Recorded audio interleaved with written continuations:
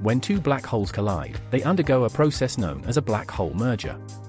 This is a highly energetic event that emits a tremendous amount of energy in the form of gravitational waves, ripples in the fabric of space-time, which can be detected by instruments like LIGO, Laser Interferometer Gravitational Wave Observatory. Here's a simplified breakdown of the process. In spiral phase, the two black holes orbit each other, gradually spiraling inward as they lose energy via gravitational radiation. As they get closer, their orbital speed increases, producing more intense gravitational waves.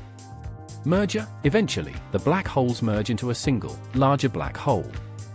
This happens over a very short period, and during this time, the gravitational waves reach their peak strength. The energy released during the merger can be immense, more energy than all the stars in the observable universe combined over that short moment.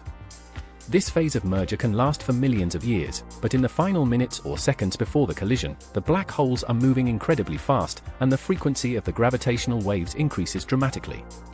The event horizons of the two black holes, the boundary beyond which nothing, not even light, can escape, begin to distort and stretch toward each other. Eventually, they touch and merge into a single horizon. Ring down. After the merger, the new black hole settles into a stable state. It may oscillate briefly before stabilizing, radiating away the last of the energy as gravitational waves. This process is one of the most extreme and powerful in the universe. The first direct detection of such an event was made in 2015 by LIGO, confirming a key prediction of Einstein's general theory of relativity.